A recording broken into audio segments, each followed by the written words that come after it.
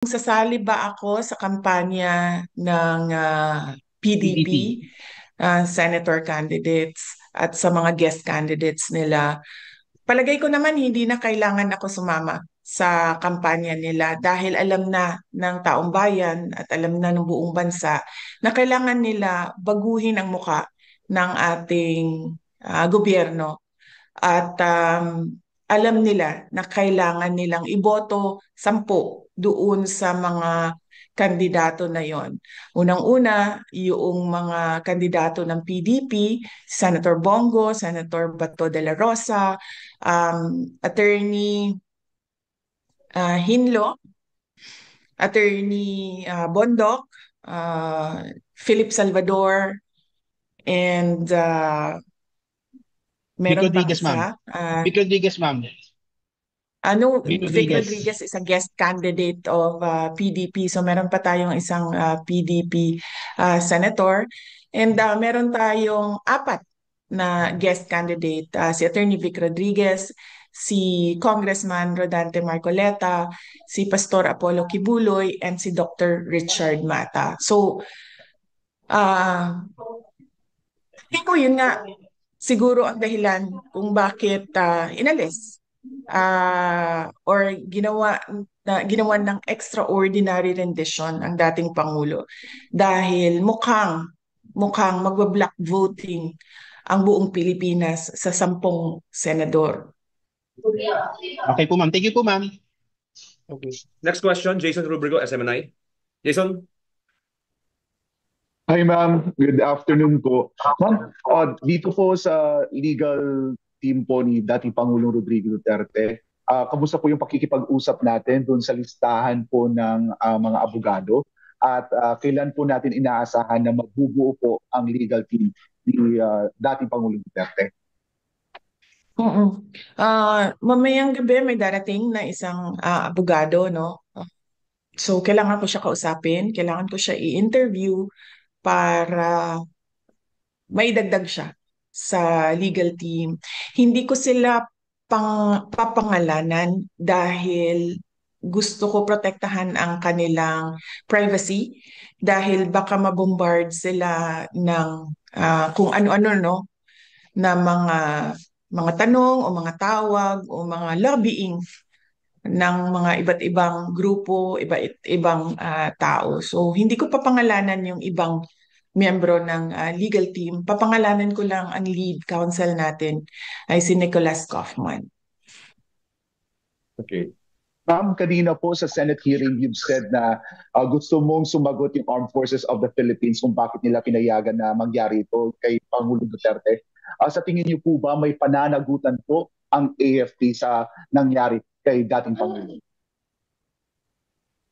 Sa tingin ko ba may pananagutan? Yes, of course. Sa tingin ko ba pananagutin sila? Base sa sagot ng Secretary of Department of National Defense ay mukhang wala. Hindi sila pananagutin, pero yes, sa tingin ko may pananagutan sila. Dahil ang military, ang protector of the states and national sovereignty. At dagdag pa doon, merong isang unit dyan sa loob ng Armed Forces of the Philippines, itong Presidential Security Command, o dating tawag natin ay Presidential Security Group, masikat sila sa pangalang PSG. Ang trabaho nila ay magprotekta ng mga dating Pangulo. Kung makikita nyo, ang mga security detail ng ating former President Estrada, former President Arroyo, ay mga miyembro at ni former President Duterte ay mga miyembro ng PSG dahil mandato nila na protektahan ang former heads of state because these are kumbaga icons ng ating bansa and they're very important individuals para sa isang bansa. Thank you, ma'am.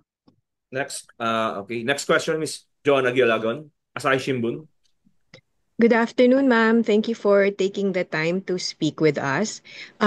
picking up from the previous question, in your statement at the Senate hearing, you called out the military for allowing a former president to be turned over to a foreign organization while inside a military base. And then you pose a question that what can be done to what can be done to bring FPRRD home without, what can the military do to right that wrong? So what do you think can the Philippine government do at this time to, to bring him home from The Hague?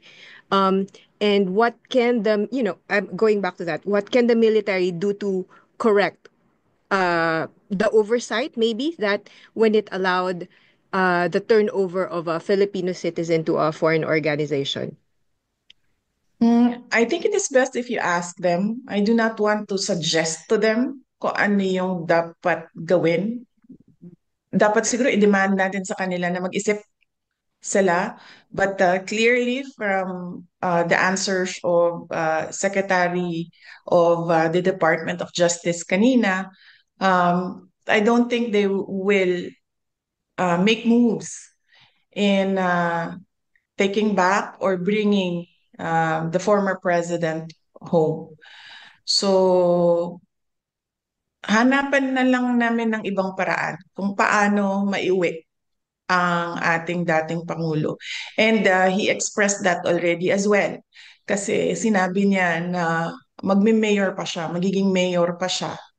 And he needs to go back home because he needs to serve the people of Davao City. Ma'am, right now, ano po yung iba pang paraan na nakikita ninyo without having to wait for the entire ICC process to finish, to conclude? Madami namang well, hindi madami. Very limited ang options right now. Pero there are options. Just cannot discuss them.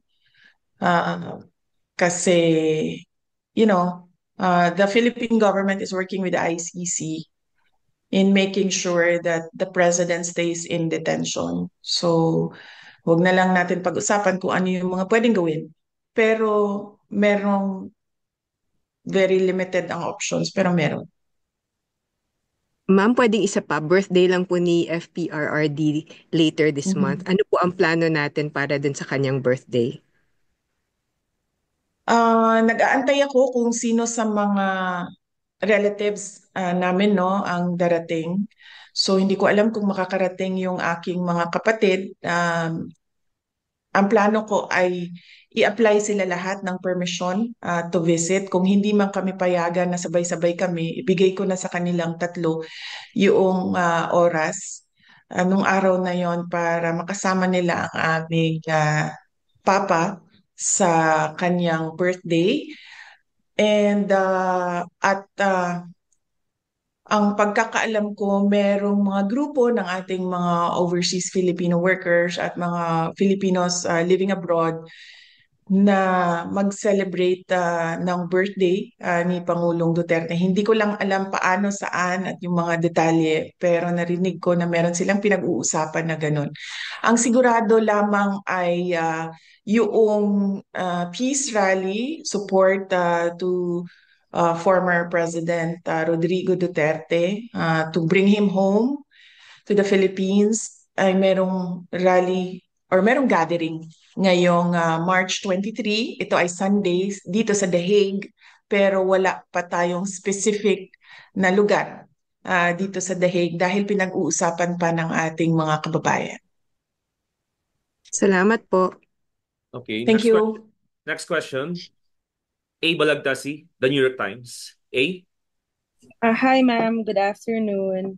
Ma'am, I just want to get your 2 cents, your reaction regarding the recent the Senate hearing. How do you find it? Because I think Senator Bongo earlier said it was too late, the hero. Well, actually, oo. Yung buong bansa natin, we already lost a former president.